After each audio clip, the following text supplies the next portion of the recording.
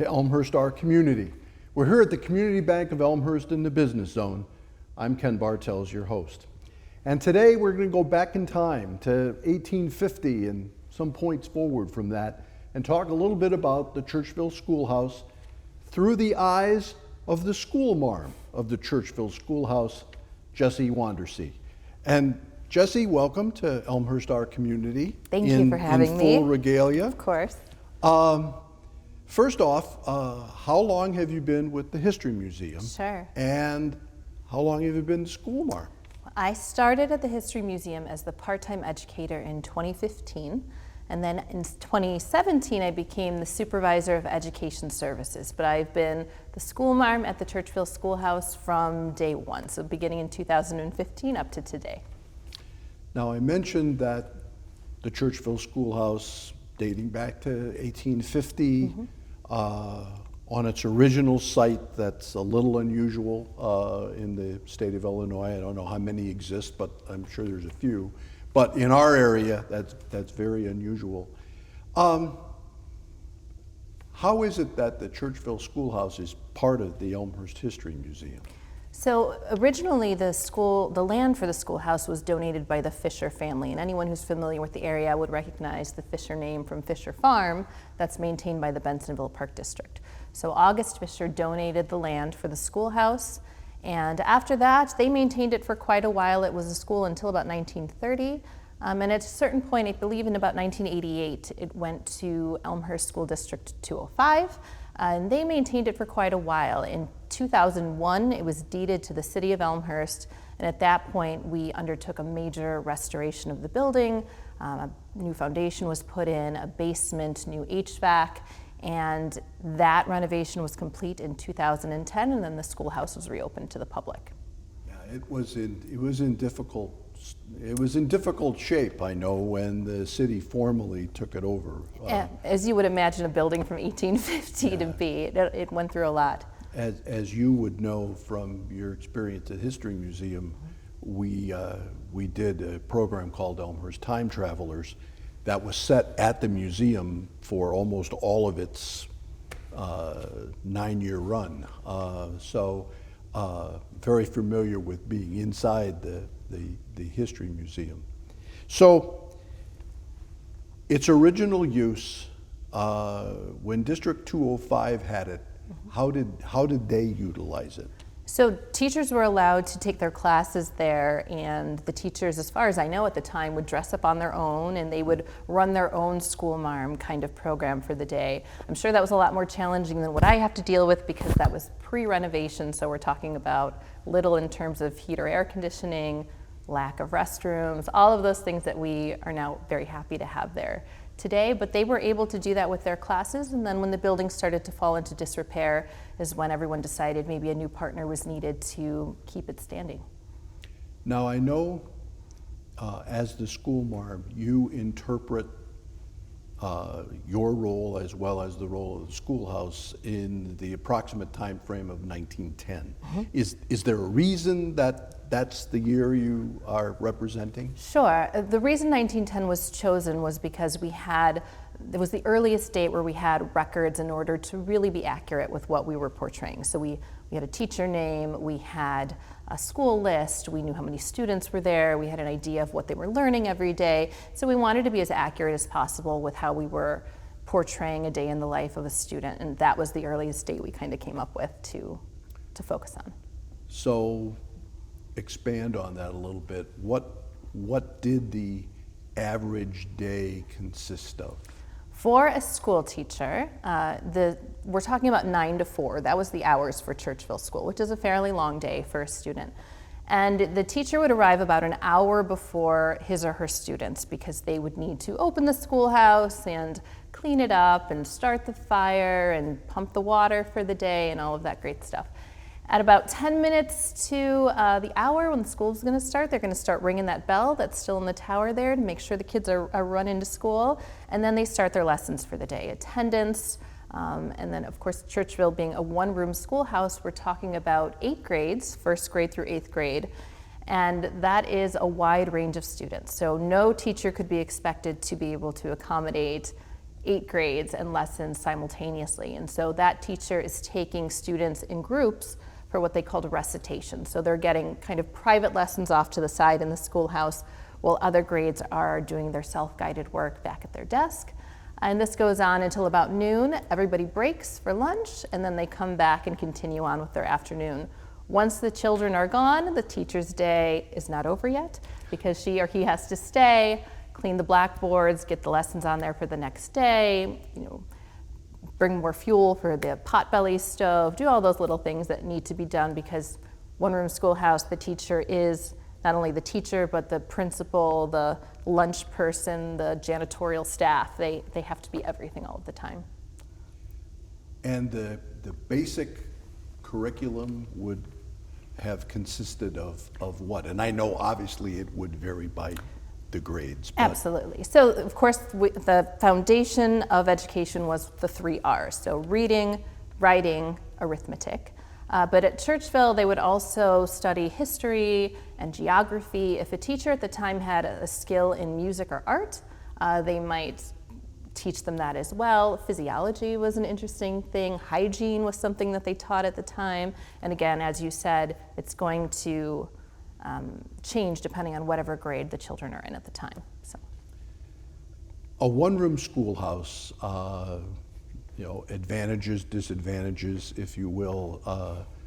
I have heard stories, as well as we're talking off camera about the Little House on the Prairie image of a one-room schoolhouse, and that's probably dating both of us, but me mostly. The notion that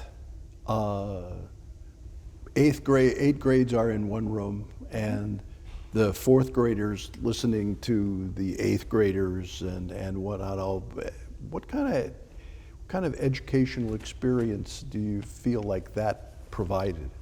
As a side note, just so everyone's aware, when we say 1st through 8th grade, that doesn't necessarily mean the age groups that we consider 1st through 8th grade in 2021. So, a 8th grader today is 13 or 14 years old, but there were 8th graders in and around 1910 that were 16, 17. I even saw a record of one 18-year-old 8th grader. And that happened because these children are farm children. And so they don't always come to school every day. They do take a little bit longer to finish their education, especially male children. And so it throws a whole other wrench into it, because it's not just the academic aspect of having all of these children in the schoolhouse together, but the social aspect of having this huge wide range of 6 years old, which was the average age to start, to potentially 18 years old in one room, being facilitated by one incredibly patient person who has to teach these lessons. That being said, I think in some ways it's a great thing for younger children to see how the older children handle their studies, and older children were at the time expected to assist younger children with their lessons. One schoolmaster or schoolmarm, it's impossible for them to teach all of those lessons at the same time. So if you have an older student who can tutor or help a younger student with some kind of subject, that does take the heat off a little bit and make for more of an interaction between grades that we don't see as much today. What would have been the approximate number in 1910 Sure. of total in the schoolhouse, would you think? So we know there were 30 enrolled in 1910, Okay. but on average, only about 19 of them came to school on a daily basis, and that's quite a small number compared to the 30. And again, they're farmers. They Right. have other responsibilities. These are mainly farm children that are being served by Churchville One-Room Schoolhouse. And so their responsibilities don't end at their studies. They have a lot of other things going on that they may be needed for. So accommodation for the fact that we were a far more rural agrarian society at that point in time in this area, as well as a lot of other areas. Was it still a when they were able to attend, it was a Monday through Friday arrangement like it is now? Sure. So it was Monday through Friday, 9 to 4. And, there was some give and take depending on harvesting and planting. And of course, the summer, we didn't go that much, but it also would have presented a huge challenge in that there was no heating or air conditioning in the building besides the potbelly stove in the winter. But in the summer, it would be awfully hot in there. So it was better that students weren't there in the summer. It would have been very hard. So we talked about a normal day, but as far as normal as it relates to curriculum, I have talked to educators, and there are certain subjects that kids do better if they do these subjects in the morning when they're fresh, and there's other subjects that maybe are better suited to maybe when they're not quite so fresh. Sure. Was that accommodated for too, do you think? I don't know for sure. We do have a list of what classes were taught, but it really depended on who the teacher was focusing on in the moment. So, perhaps one morning the 8th graders are getting their recitations first, all done, but maybe the next day it's the 2nd and 3rd graders who are following that same suit. So I think they're just trying to fit in what they can. I did read an account where thematically they would focus on a subject for all of their grades, but then of course the lessons would change individually based on the class that they were teaching at the time. Sure. We're going to take a break right after this question, but how was the school marm in 1910? How did she relate to the community and the people that she was serving? Well, going all the way back to the Fishers, the people that settled in the area were very committed to education, not just for their children, but for the community as a whole. And so the person they chose to be the schoolmaster, the schoolmarm, is considered an important member of the community, an important member of society. They were expected to behave as such, so they did hold an important role. Okay. We're going to take a short break, and then we're going to come back and continue talking to the schoolmarm of Churchville Schoolhouse. We'll be right back.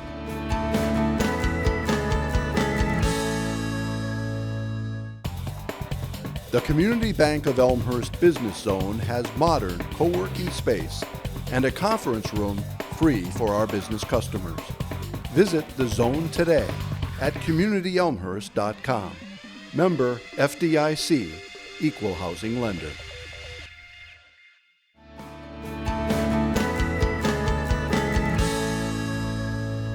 Welcome back to Elmhurst, our community. I'm here with Jessie Wandersee. I'm Ken Bartels. We're talking about Jessie's role as the schoolmarm at the Churchville School House. Before break, we talked about the role or how the perception of the schoolmarm in the community. So how was he or she compensated, and by whom? So was it, cash?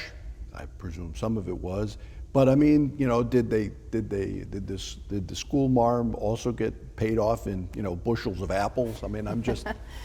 Well, we have record of what they were paid at the time. So Okay. the Churchville School And this District. is 1910-ish. Well, yeah, but we have a record of the Churchville School District being established in 1846. So they're going to take care of paying the schoolmaster or schoolmarm, whether that happened via cash or whatever it was. I'm not positive. Okay. We do know that at least in 1910, the school.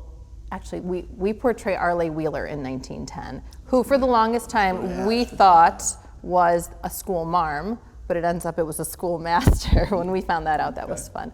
But he made $50 a month in 1910, which is actually equivalent to about $1,400-ish in 2021 money.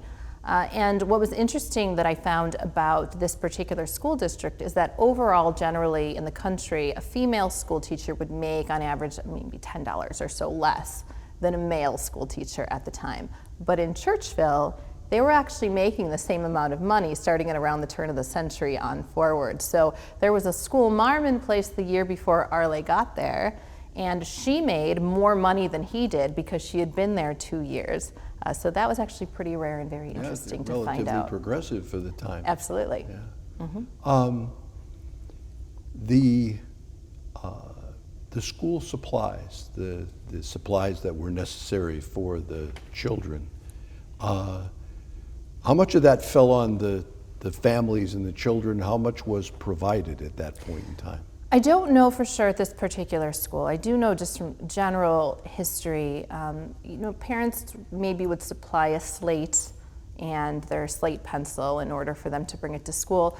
Books generally lived at school, and the children would have equal access to the materials that they needed there. If they needed to copy something down, that's what their copybook was for, so that they could copy lessons and take them home and work that way, since we're not working with a copy machine at the time.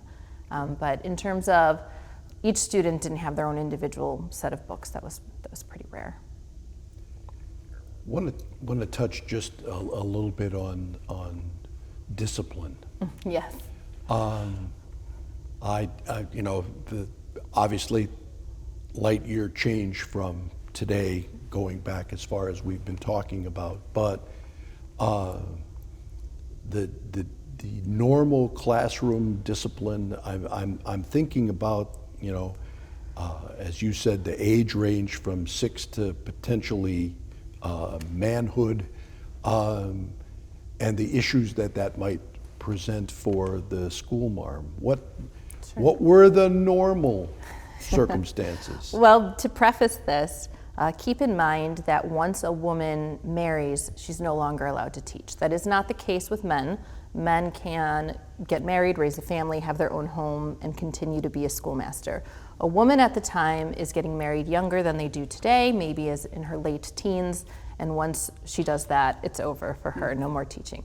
So there is the potential that she may be disciplining a young man or lady in her class that are not only older than she is, but bigger than she is. Sure. So discipline is important. So discipline is established from the beginning.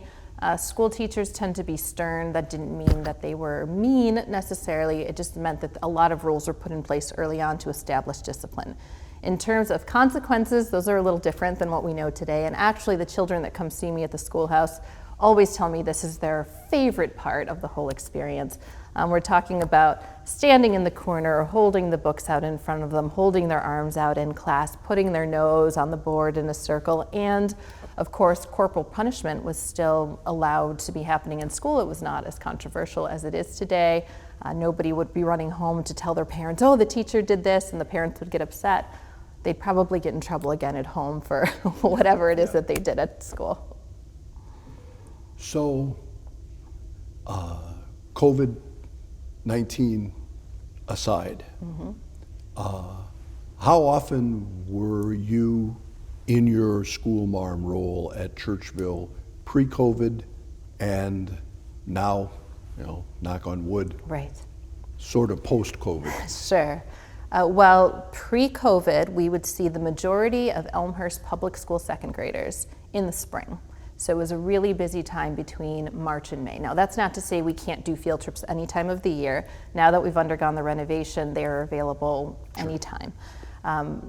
Post-COVID, it has been now 19 months since I've seen a group. My last group in the schoolhouse was in very early March of 2020.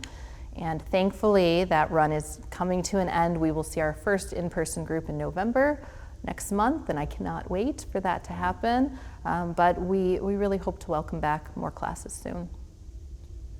What was that like for you to go from an active, probably constantly changing presentation, I'll call it that, interpretation, to pretty much cold turkey, sit in a corner yourself? It has been a rough couple of years on all of us, but in regards to this particular program, it is what I enjoy most about my job.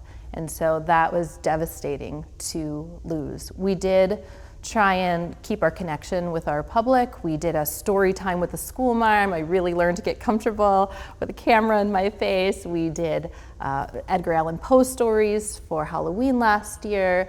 And then we developed a virtual field trip for teachers to be able to use. So we recorded a tour of the schoolhouse that the children could watch, and then they would have a live meet via Zoom or Google Meets with me, where they could ask the questions about the schoolhouse. I would do a few lessons with them, and I would send the teacher all the PDFs of the lessons they might be doing in the schoolhouse so they could do it in their classroom. And I think, we made a really concerted effort to maintain that connection, and we actually got an award from the Illinois Association of Museums for that, which we were proud of, but there's nothing that compares to live students in that space with me.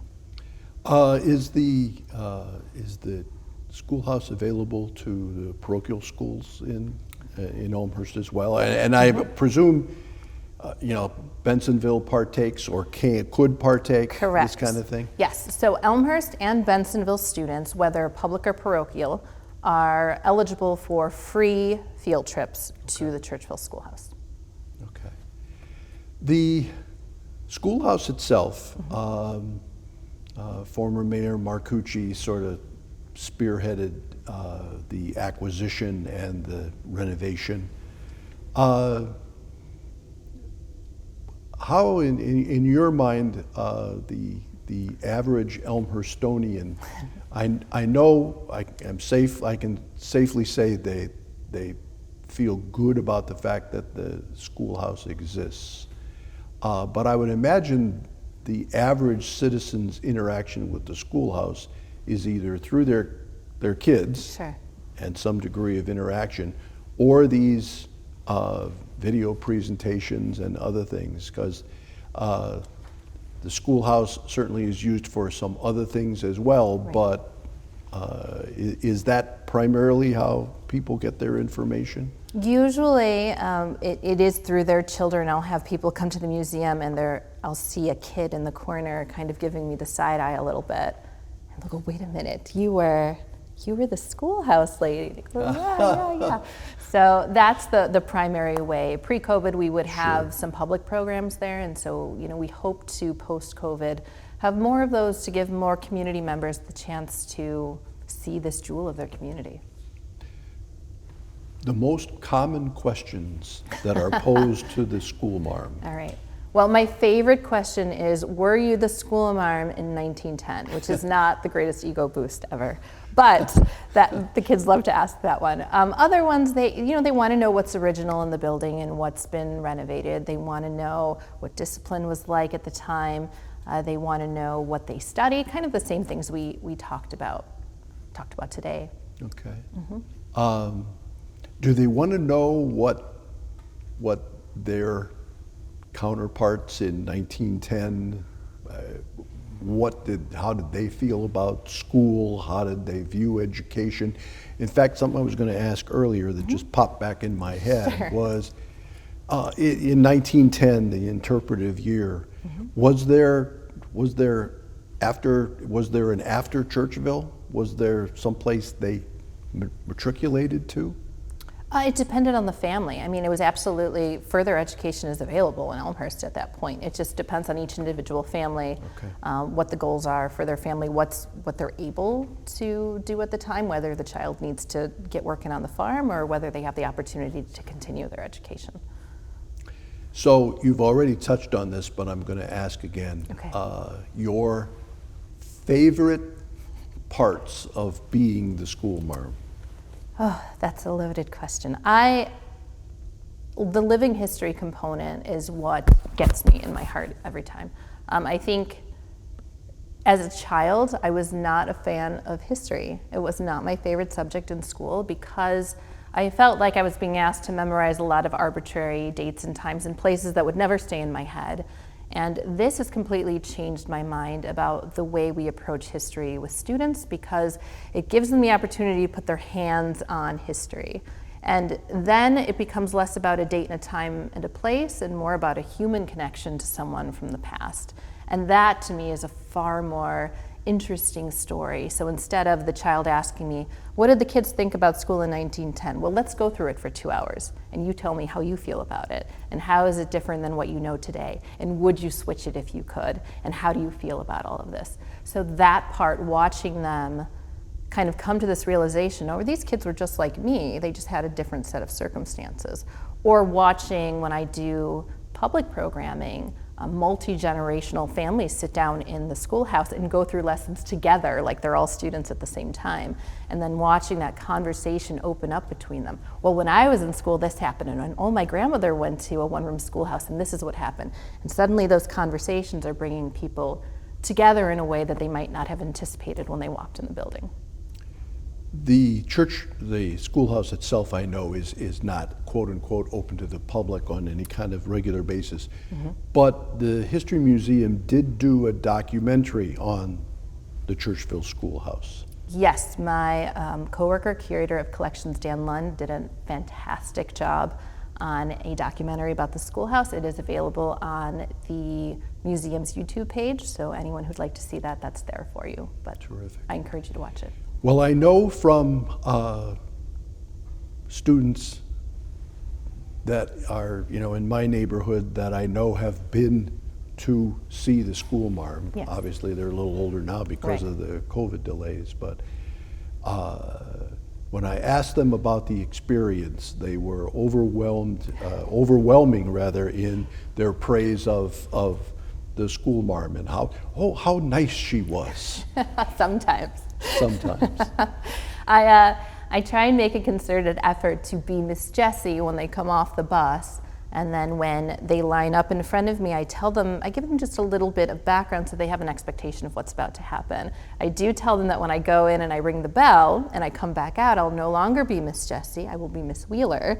And then the attitude changes a little bit. It's fun to watch them kind of go, wait a minute, is this the same person? Sure.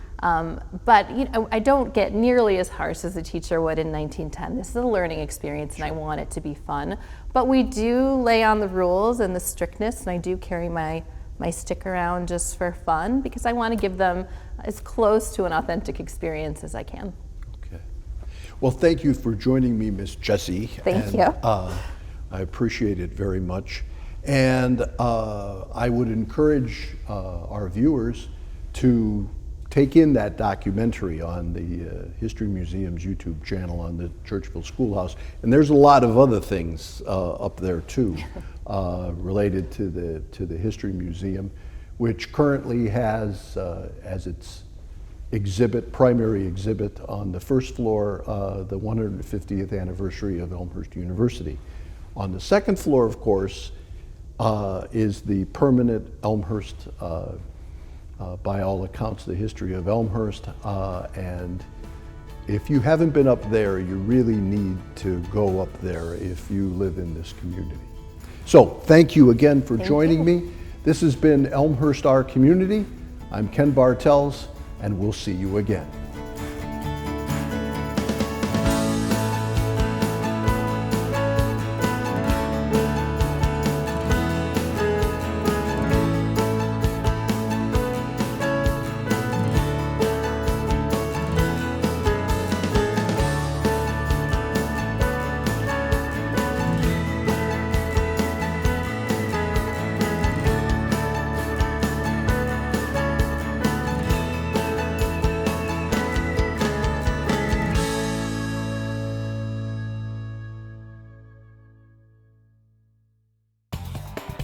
The Community Bank of Elmhurst Business Zone has modern co-working space and a conference room free for our business customers.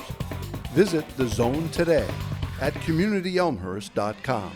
Member FDIC, Equal Housing Lender.